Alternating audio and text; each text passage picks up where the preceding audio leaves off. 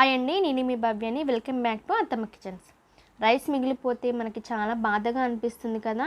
ఇలా టెన్షన్స్ లేకుండా హ్యాపీగా నేను చెప్పిన విధంగా ఇలా స్నాక్ చేసుకోండి, చాలా టేస్టీగా ఉంటాయి.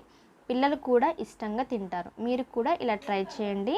సో ముందుగా నా ఛానల్ని సబ్స్క్రైబ్ చేయని వారు సబ్స్క్రైబ్ చేసుకోండి, అలాగే పక్కనున్న బెల్ ఐకాన్ని ప్రెస్ చేయండి. ఈ రైస్ పూర్ణ బోండాన్ని ఎలా తయారు చేసుకోవాలో, అలాగే దీని ఇంగ్రీడియంట్స్ ఏంటో చూసేద్దాం. సో దీనికి కావాల్సిన ఇంగ్రీడియంట్స్ అండి ఇవి. ఒక మిక్సింగ్ బౌల్ తీసుకొని దాంట్లో నేను రైస్ని యాడ్ చేసుకున్నాను. ఇలా మిగిలిపోయిన రైస్ని దాంట్లో యాడ్ చేసుకొని ఈ విధంగా మిక్స్ చేసేసుకోండి. ఇలా కొద్దిగా కష్టంగా అనిపించినప్పుడు మిక్సీలో కూడా వేసేసుకోండి. ఇలా మెత్తగా అయిన తర్వాత ఇలా నేను ఆలుగడ్డలను ఉడకపెట్టేసుకున్నాను. ఇలా ఆలుగడ్డలు 2 ఉడకపెట్టేసుకున్న ఆలుగడ్డని దాంట్లో స్మాష్ చేసేసుకొని ఆనియన్స్ అలాగే పచ్చిమిర్చిని దాంట్లో యాడ్ చేసేసుకోండి. ఇప్పుడు తురుము పెట్టుకున్న క్యారెట్ని వేసేసుకోవాలి. కొత్తిమీరని యాడ్ చేసుకోండి కొద్దిగంతా. ఇప్పుడు 1 టేబుల్ స్పూన్ మైదాని యాడ్ చేసుకోండి.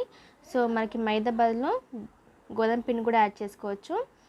ఇప్పుడు 1 టేబుల్ స్పూన్ కార్న్ఫ్లోర్ని యాడ్ చేసుకొని 1 టేబుల్ స్పూన్ కారం, మనం పచ్చిమిర్చి వేసుకున్నాం కాబట్టి కారం 1 టేబుల్ స్పూన్, రుచికి సరిపడ ఉప్పు, 1 టేబుల్ స్పూన్ ధనియా పౌడర్, 1 టేబుల్ స్పూన్ అల్లం, చిటికెడంతా పసుపు. ఇలా యాడ్ చేసుకున్న తర్వాత ఇప్పుడు కొద్దిగంత ఆయిల్ని యాడ్ చేసుకోండి. ఆయిల్ అనేది కొద్దిగంత విధంగా బాగా కలుపుకోవాలి.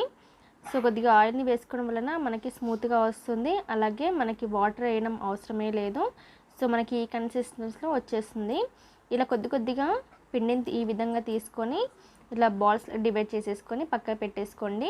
ఒక బౌల్ తీసుకొని దాంట్లో నేను 1 కప్ శనగపిండిని యాడ్ చేసుకుంటున్నాను. రుచికి సరిపడా ఉప్పు అలాగే వంట సోడాని యాడ్ చేసేసుకొని ఈ విధంగా కొద్దిగా వాటర్ని యాడ్ చేస్తూ బాగా కలుపుకోండి.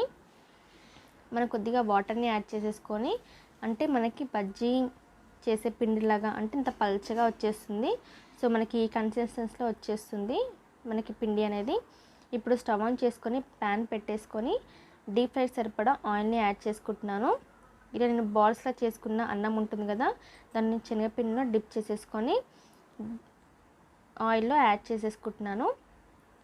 ఇలా లో ఫ్లేమ్లో మాత్రమే దీన్ని డీప్ ఫ్రై చేసేసుకోండి. ఇలా మనకి హై ఫ్లేమ్లో చేసుకుంటే మనకి లోపల అన్నం అనేది ఉడకదు.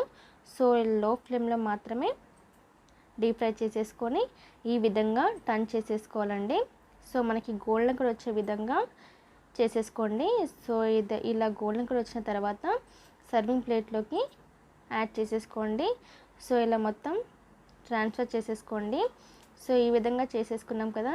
సో మనకి ఇలా రైస్ పూర్ణ బోండా రెడీ. సో ఇలా మనకు ఈవినింగ్ టైంలో కానీ లేకపోతే మార్నింగ్ టిఫిన్లో బాక్స్లో కానీ ఇలా ట్రై చేయండి. చాలా టేస్టీగా ఉంటుంది, సూపర్గా ఉంటాయి. సో నా ఛానల్ని సబ్స్క్రైబ్ చేయవాలి, సబ్స్క్రైబ్ చేసుకోండి.